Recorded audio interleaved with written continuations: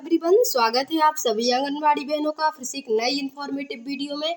आज की इस वीडियो में हम बात करने वाले हैं पोषण ट्रैकर ऐप 21.0 में न्यू लाभार्थी रजिस्ट्रेशन में आप सभी बहनों को जो प्रॉब्लम्स आ रही हैं उनको कैसे सुधारना है।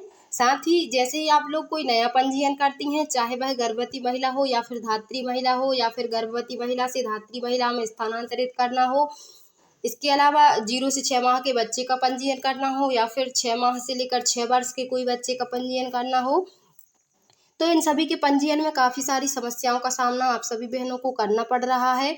जैसे आप लोग लाभार्थी का रजिस्ट्रेशन करती हैं तो वह लाभार्थियों की लिस्ट में शो नहीं होता है और सिंक डाटा वाले ऑप्शन में आपको लाभार्थी दिखाई देता है और वहाँ पर केवल डिलीट का ही ऑप्शन होता है। इसके अलावा वहाँ पर कोई ऑप्शन नहीं होता है। तो वहाँ से जैसे ही आप डिलीट करते हैं तो आपको पुनः लाभार्थी को फिर से जोड़ना पड़ता है, फिर भी लाभार्थी लिस्ट में शो नहीं करता। तो यह किन कारणों से हो रहा है और इन कारणों को आपको किस प्रकार से सुधार कर लाभार्थी को रजिस्टर करना है, पोषण ट्रैकर ऐप में पंजीकृत करना है। और इसके अलावा प्रेग्नेंट वुमन को लैक्टेटिंग मदर में माइग्रेट करने पर, गर्भवती महिला को धात्री महिला में स्थानांतरित करने पर आपको जो समस्याएं होती हैं, जैसे आप लोग गर्भवती को धात्री में बदलती हैं तो वह महिला धात्री में नहीं पहुंचती है, गर्भवती वाले पेज में ही रहती है। तो आपको किन किन कारणों से वह महिला धात्री में नहीं पहुंच पा रही है, इसके बारे में भी वीडियो में डिस्कस करने वाली हूं। साथ ही जो समस्याएं हो रही हैं लाभार्थी रजिस्ट्रेशन को, उन समस्याओं को आपको किस प्रकार से सुधारना है, उनका परमानेंट सोल्यूशन आपको वीडियो में मिलने वाला है। तो आप सभी बहनें वीडियो में अंत तक बनी रहें एवं चैनल पर पहली बार विजिट कर रही हैं तो मेरे चैनल आंगनबाड़ी हेल्प डेस्क को अवश्य सब्सक्राइब करें। सबसे पहले आपको अपने पोषण ट्रैकर एप्लीकेशन को ओपन कर लेना है और लाभार्थी रजिस्ट्रेशन करने के लिए आपको बेनिफिशियरी वाले ऑप्शन को क्लिक करना है। इसके बाद आपको यहाँ पर चयन करना है कि आपको कौन से लाभार्थी को जोड़ना है। तो जैसे प्रेग्नेंट महिला को यहाँ पर हम गर्भवती महिला को दर्ज करके देखते हैं कि क्या क्या समस्याएं आती हैं बेनिफिशियरी रजिस्ट्रेशन में। तो हमें गर्भवती महिला वाले ऑप्शन, प्रेग्नेंट वुमन वाले ऑप्शन को क्लिक कर देना है। इसके बाद यहाँ पर लिस्ट ओपन हो जाती है तो हमें यहाँ पर न्यू रजिस्ट्रेशन पर क्लिक कर देना है। इसके बाद यहाँ पर आपको नाम डाल देना है महिला का, सबसे पहले आधार के अनुसार। तो यहाँ पर नाम डाल दिया। इसके बाद यहाँ पर अपनी भाषा में आपको यहाँ पर नाम डाल देना है। आपकी जो भी भाषा है आप उस भाषा में इस वाले बॉक्स में लाभार्थी का नाम डाल सकती हैं। इसके बाद यहाँ पर आपको हस्बैंड नेम डाल देना है। हस्बैंड नेम आप इंग्लिश में ही डाल सकती हैं। इसके बाद यहाँ पर आपको महिला का आधार नंबर डाल देना है। इसके बाद महिला की यहाँ पर आपको डेट ऑफ बर्थ डाल देनी है। आपको कैलेंडर वाले ऑप्शन को क्लिक करना है यहाँ पर। इसके बाद यहाँ पर आपको सबसे पहले सन ईयर को सिलेक्ट कर लेना है, तो आपको ऊपर यहाँ पर क्लिक कर देना है। इसके बाद यहाँ पर सबसे पहले ईयर सिलेक्ट कर लेनी है, जो भी वर्ष है महिला का। इसके बाद यहाँ पर आपको दिनांक और माह को सिलेक्ट कर लेना है। इसके बाद ओके पर क्लिक कर देना है। तो इस तरह से डेट ऑफ बर्थ डल जाती है। इसके बाद आपको मोबाइल नंबर डाल लेना है। यहाँ पर मोबाइल नंबर फिल करने के बाद आपको यहाँ पर कैटेगरी महिला की जाति डाल देना है। इसके बाद यहाँ पर आपको this is pregnant your first pregnancy, क्या महिला की प्रथम गर्भावस्था है।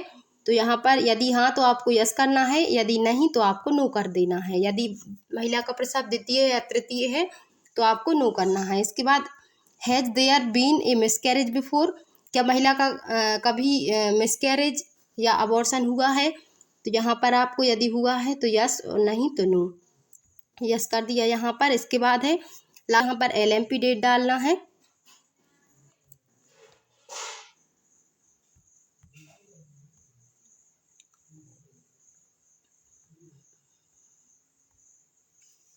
इसके बाद यहाँ पर रेसिडेंट टाइप, महिला का जो निवास स्थान है परमानेंट है या टेम्पररी है, तो इसके लिए यहाँ पर परमानेंट कर दिया। इसके बाद हमें सबमिट कर देना है। अभी हम यहाँ पर गर्भवती महिला वाले ऑप्शन में चेक करेंगे तो यहाँ पर आपको महिला देखने को नहीं मिलेगी लिस्ट में, क्योंकि तुरंत जैसे ही हम गर्भवती महिला को दर्ज करते हैं तो यहाँ पर लिस्ट में शो नहीं करती है।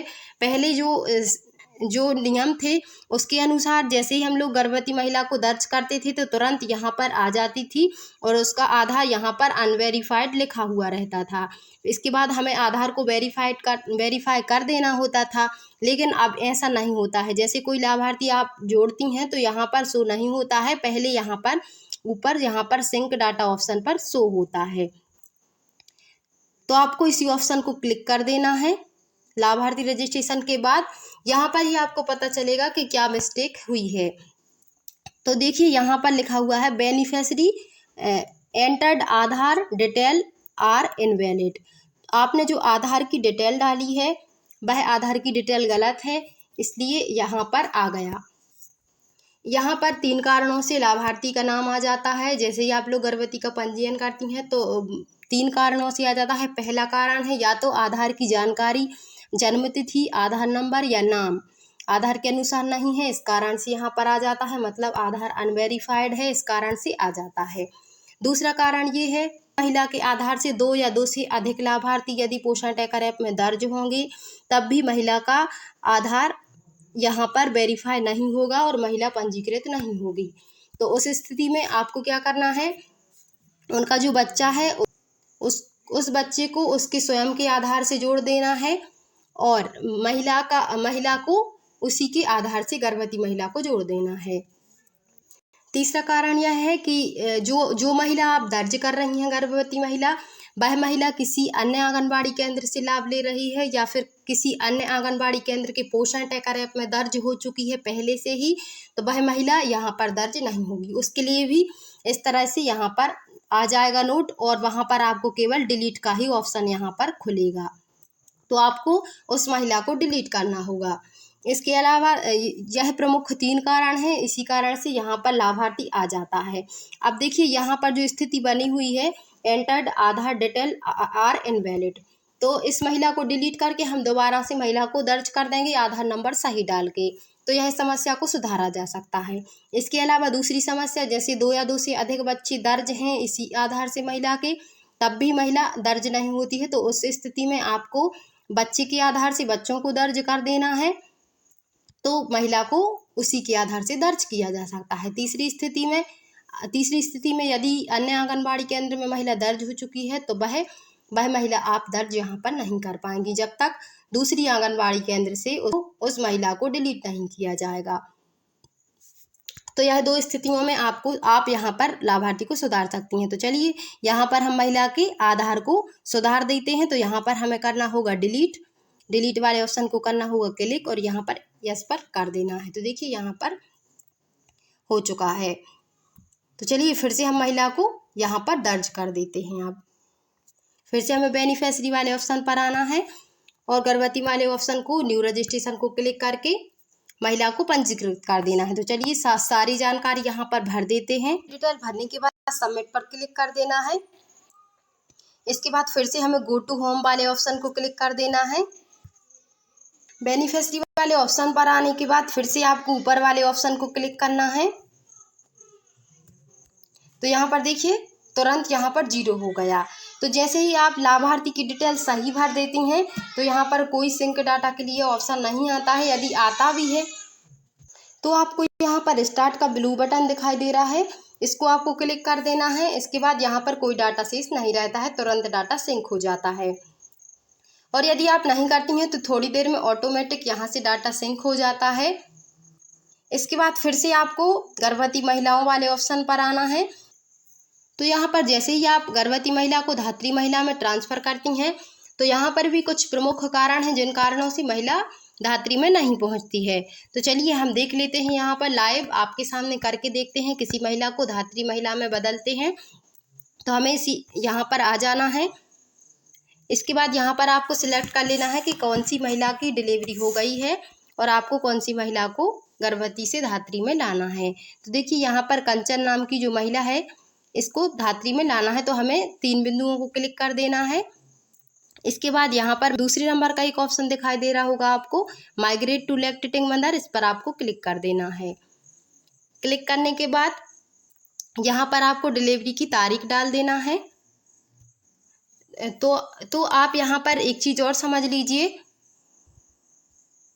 यदि महिला के जो यहाँ पर मंथ दिखाई दे रहे हैं 8 मंथ से 6 मंथ से कम होंगे तो डिलीवरी की तारीख वाला ऑप्शन नहीं खुलेगा।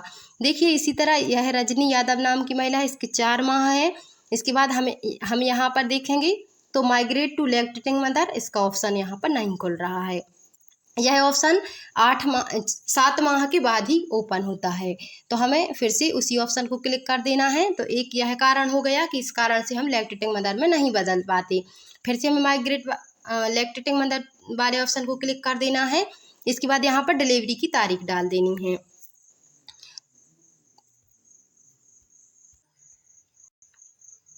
डिलीवरी की तारीख डालने के बाद आपको प्लेस ऑफ डिलीवरी, तो यहाँ पर होम या इंस्टीट्यूशनल, तो यहाँ पर यदि हॉस्पिटल में महिला की डिलीवरी हुई तो हॉस्पिटल को सिलेक्ट कर लेना है। इसके बाद गर्ल या बॉय, तो गर्ल का जन्म हुआ तो गर्ल को कर दिया। इसके बाद है यहाँ पर बच्चे का जन्म के समय कितना वजन था तो उसको दर्ज करना है। इसके बाद हाइट, जन्म के समय बच्चे की कितनी हाइट थी। इसके बाद आपको प्रोसीड वाले ऑप्शन को क्लिक कर देना है। तो देखिए यहाँ पर बच्चे की डिटेल मांगने लगता है। यदि आप अभी गर्भवती महिला की सिर्फ माइग्रेट कर देंगी और बच्चे की जानकारी यहाँ पर नहीं दर्ज करेंगी 0 से 6 माह की, तो यह महिला धात्री में नहीं पहुँचेगी। तो यह एक प्रमुख कारण हो सकता है कि आपकी महिला धात्री में नहीं पहुँचती है। तो आपको जैसे ही आप गर्भवती को धात्री से बदलेंगी तुरंत आपको यहाँ पर बच्चे का पंजीयन कर देना है। हो सकता है आपको तुरंत बच्चे का नाम पता नहीं होता है, तो आप नाम अपनी भाषा में कोई भी लिख सकती हैं, बाद में नाम बदला जा सकता है। तो हमें यहाँ पर बच्चे को दर्ज कर देना है। यहाँ पर ज़्यादा कुछ डिटेल डालने की आपको आवश्यकता नहीं होती है। माँ का आधार होता है, माँ के आधार से बच्ची को वेरीफाई कर दिया जाता है। इसके बाद डेट ऑफ बर्थ, आप जो डिलीवरी की तारीख डालती हैं वही डेट यहाँ पर रहती है। इसके बाद पिता का नाम भी आ जाता है और यहाँ पर मोबाइल नंबर भी आ जाता है। यहाँ पर आपको कैटेगरी डालना होती है। इसके बाद वजन भी यहाँ पर आ जाता है। तो आपको इसके बाद आपको रेसिडेंट टाइप में आपको परमानेंट सिलेक्ट करना होता है। इसके बाद आपको सबमिट पर क्लिक कर देना होता है। तो थोड़ी ही देर में प्रोसेसिंग और रिक्वेस्ट इस तरह से लिखा आता है और थोड़ी देर में यह महिला स्थानांतरित हो जाएगी धात्री में और 0 से 6 माह के बच्चे का पंजीयन भी हो जाएगा। तो यदि आप 9 माह से पहले दर्ज करेंगी, जैसे 6 माह के बाद गर्भवती से धात्री में बदलेंगी, तो गर्भवती से धात्री में नहीं जाएगी महिला। यदि महिलाएं 9 माह पूर्ण कर लेती हैं गर्भवती महिलाएं पोषण टेकर ऐप में, तो अपने आप वहाँ से हट जाती हैं, आपको हटाने की आवश्यकता नहीं होती है। फिर आपको उस स्थिति में दोबारा से धात्री में उस महिला को दर्ज करना होता है। तो आप कोशिश ये करें कि 9 माह में ही जब महिला की डिलीवरी हुई उसी वक्त आपको धात्री में महिला को जोड़ देना है। इसके बाद यहाँ पर देखिए डिटेल्स आ जाती है। यहाँ पर महिला की डिटेल, यहाँ पर बालिका की डिटेल। इसके बाद गो टू बेनिफिशियरी लिस्ट, इस पर आपको क्लिक कर देना है। अब यहाँ पर थोड़ी ही देर में महिला यहाँ पर देखिए यहाँ पर महिला हट चुकी है। अब यहाँ पर कंचन नाम की महिला नहीं है। अभी हम यहाँ पर देखेंगे धात्री में देखेंगे इसको, तो देखिए यहाँ पर कंचन आ चुकी है और यहाँ पर देखेंगे तो बच्चा भी यहाँ पर दर्ज दिखाई देगा। देखिए बालिका भी जो जोड़ी है वह भी यहाँ पर आ चुकी है। तो इन्हीं कारणों से धात्री से गर्भवती महिला कहीं ना कहीं आपके द्वारा गलती हो जाती है ये कि 0 से 6 माह का बच्चा आपने पहले दर्ज कर दिया और गर्भवती से धात्री को आपने बाद में बदला। तो आपने जैसे बच्चे को पहले दर्ज कर दिया तो आपको उस समय गर्भवती को धात्री में ही केवल बदलना है, तो आप वहाँ पर बदलती हैं और 0 से 6 माह के बच्चे की एंट्री नहीं करती हैं, तो वह महिला वहाँ से नहीं हटती है। तीसरा ये है कि जैसे आप लोग गर्भवती को धात्री में बदलती हैं, तो यदि उस बीच महिला ने अपने आधार को अपडेट करवा लिया है तो वह महिला भी दर्ज नहीं होती है, धात्री में नहीं जाती और बच्चा भी दर्ज नहीं होता है, क्योंकि उसका आधार अनवेरिफाइड दिखने लगता है, हो जाता है, तो आपको उसका दोबारा से पंजीयन करना होता है। तो इन्हीं कुछ प्रमुख कारणों से आपके बच्चे या महिलाएं नहीं जोड़ पा रही हैं। पहले जो नियम थे अनवेरिफाइड या वेरीफाइड, तो आपको वहाँ पर दिखाई दे जाता था कि इस कारण से यहाँ पर गर्भवती से धात्री में नहीं जा रहा है या फिर 0 से 6 माह के बच्चे को नहीं दर्ज किया जा सक रहा है। तो इन सभी कारणों से आपको काफ़ी सारी समस्याएं आ रही थी। तो और इसी प्रकार आप अपने सभी लाभार्थियों को, जो नए लाभार्थी हैं, इसी प्रकार आप जोड़ सकती हैं। कोई अन्य समस्याएं होती हैं तो आप कमेंट बॉक्स में ज़रूर बताएं। तो बहनों, आज की वीडियो में बस इतना ही। मिलती हूँ अगली वीडियो में। वीडियो को अपनी अन्य बहनों में शेयर अवश्य करें एवं वीडियो को लाइक जरूर करें।